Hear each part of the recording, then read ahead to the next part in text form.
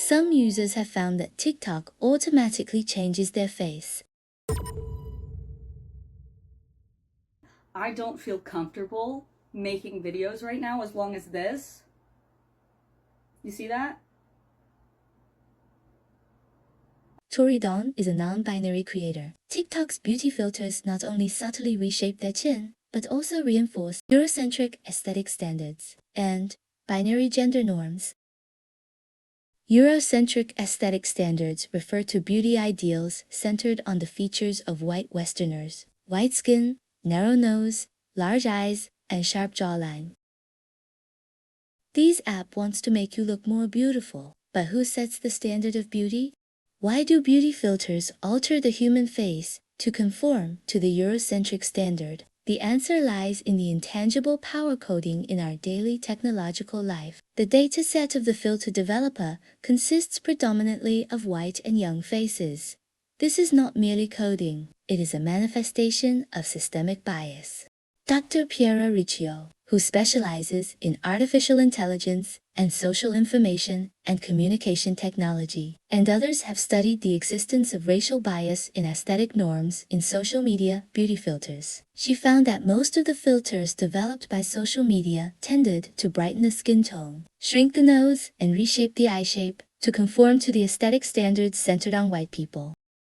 Why is TikTok automatically filtering my face right now? The beauty mode is no longer beauty mode. It's like this new thing where it basically retouches all your features. This is how I actually look, but TikTok automatically smoothed out my skin and whitened my teeth. Y'all know I'm so sick and tired of filters, and this, you're not even going to be able to see that someone's using this because it doesn't even show up as a filter. It's just the new retouch beauty mode. Filters send a message. Fair skin is the ideal, and anything else needs fixing. Filters change the appearance of users to match Eurocentric beauty ideals. Safia Noble, a media scholar, points out in her book Algorithms of Oppression that algorithms are not neutral. Its data is built on a foundation that is already rife with racism, sexism, and other biases, and amplifies these biases.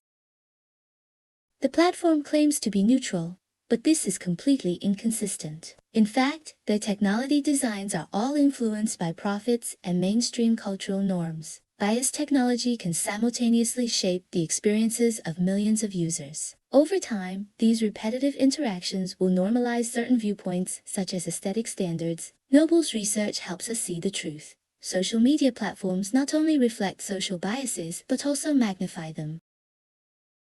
For non-binary creators like Tori Dawn, these filters are like a double damage. They were forced to meet white standards and were also imposed with binary gender concepts. This technology not only reinforces the aesthetic concept of racialization, but also reinforces the normative gender expectations. This technique of forcibly dividing people into two categories is not only found in beauty filters. Alex Martsanolesnovich, in the article Flying While Trans, talked about TSA security machines in American airports. Staff members must first press the male or female button before the machine can operate. People have no other choice. If a passenger's appearance does not match the gender identified by the machine, they will need to undergo additional checks. The same logic applies to beauty filters. They automatically identify you as either male or female. No matter who you are, as long as you don't meet its preset standards, you will be corrected. So, these technologies are not merely about taking photos or security checks. They are using code to tell us what kind of body is considered normal and ideal. To better illustrate how this intersectional oppression operates, we can look at Lisa S. experience. Lisa is a young black girl who immigrated to the United States in her childhood. Lisa was exposed to a large number of beauty standards online that centered on white features, such as light skin tone, straight hair, and European-style facial features. After being exposed to this information for a long time, Lisa began to question her natural appearance. She used filters and photo editing functions to make herself look more in line with mainstream aesthetic standards. However, as time went by, she began to realize the harm that the aesthetic of skin color discrimination had caused her. She began to change her mind and refuse those beauty filters that made her complexion fairer. Nowadays, she actively opposes skin color discrimination and encourages everyone to post original pictures. Lisa's identity is not only female, but also involves racial and physical characteristics. The racialized aesthetic in the internet is oppressing her in 2 dimensions. Who exactly will benefit from this algorithmic anxiety? The more pictures a user adjusts, the longer they will stay, the more content they will post, and the more personal data they will collect. Audience engagement can be translated into advertising revenue on platforms such as TikTok and Instagram.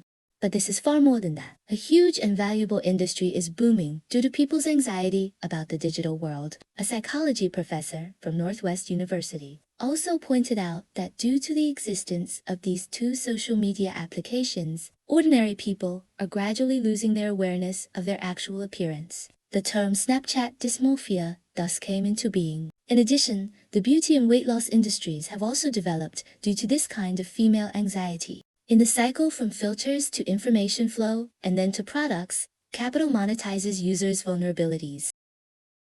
So what can we do? First of all, social media platforms must take responsibility. The default beauty filter settings should be turned off. If users want to use it, they can enable it by themselves.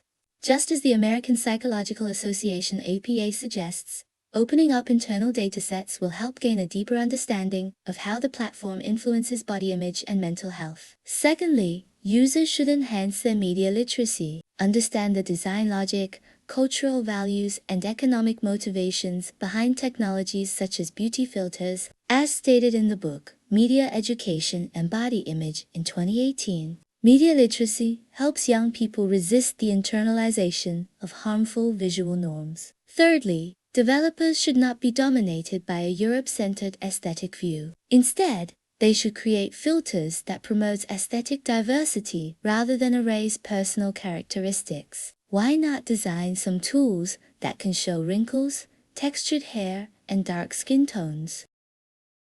What we need is not just the option to turn off automatic beauty filter, but for the platform to make algorithms transparent and promote more diverse and inclusive designs. Only in this way can our faces truly belong to ourselves.